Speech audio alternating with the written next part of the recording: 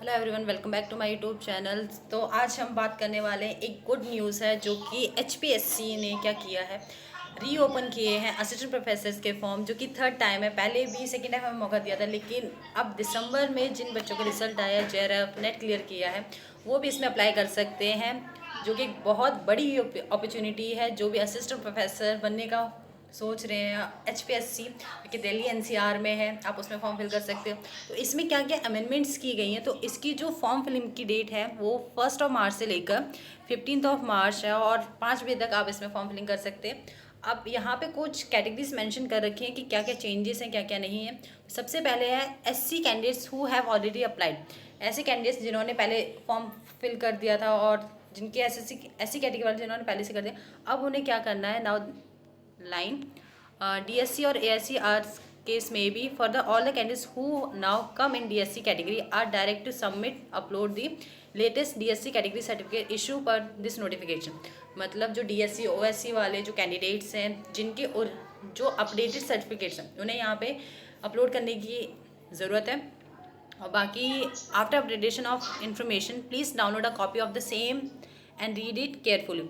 और अपलोड करने के बाद जो डॉक्यूमेंट्स है, जो सर्टिफिकेट है उस OSC और DSC का, उसके बाद अपना जो फॉर्म है वो डाउनलोड कर सकते हैं और उसको रीड कर सकते हैं। सेकेंड में क्या है, DSC and OSC candidates applying in response to this corrigendum. अब यहाँ पर क्या है, who had not applied earlier now applying after initiation of this corrigendum.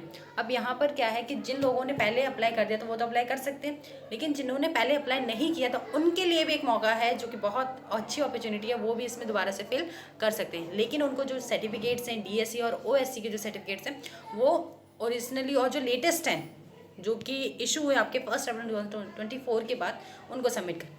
अब यहाँ पे क्या, the SC candidates who had already submitted the online application but they could not upload the duly sign application form after taking out the print out of their university. अब यहाँ पर क्या है, कुछ कैंडिडेट्स ऐसे थे जिन्होंने पहले से फॉर्म फिल कर दिया था, लेकिन उनके जो सर्टिफिकेट्स थे उन्हें अपलोड करना भूल गए।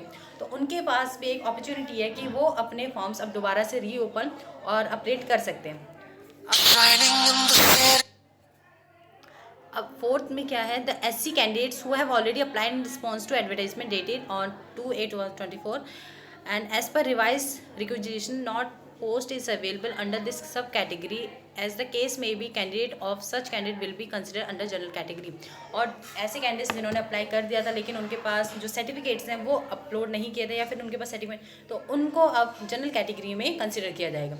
अब जो सेकेंड बी पार्ट में, बी में उन्होंने कहा है BCA and BCB non creamy layer, मतलब ऐसे कैंडिडेट्स जो OBC कैटेगरी में आते हैं और EWS कैंडिडेट्स में आते हैं।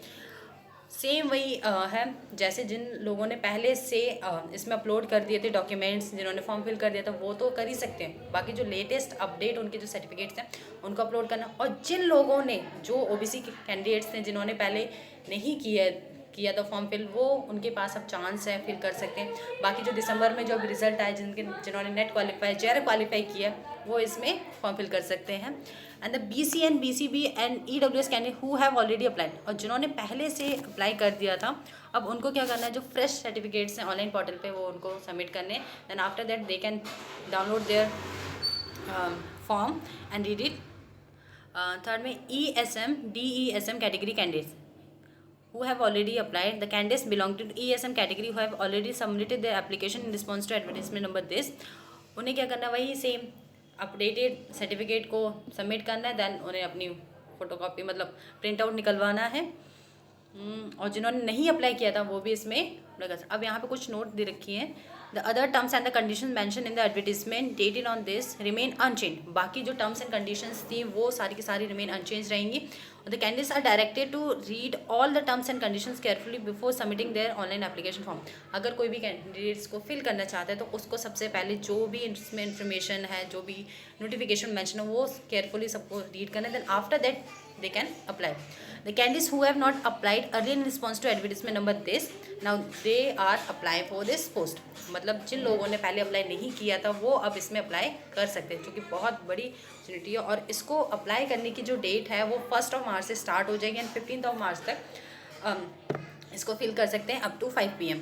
And the candidates are advertise to apply through the online link. और जो HPSC की जो साइट है वहाँ पे जो लिंक है उसके थ्रू वो इसमें कर सकते हैं। तो ये एक बहुत बड़ी अपॉर्चुनिटी है जिसे आपको ग्रैब करनी चाहिए, इसका मौका उठाना चाहिए, क्योंकि थर्ड टाइम ये जो फॉर्म्स हैं वो फिल हुए हैं।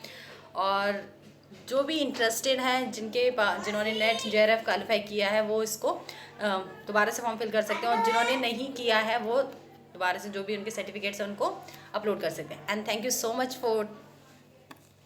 Much today's video. और अगर आपको ये वीडियो इन्फॉर्मेटिव लगती है तो please like and do subscribe my channel. Thank you so much.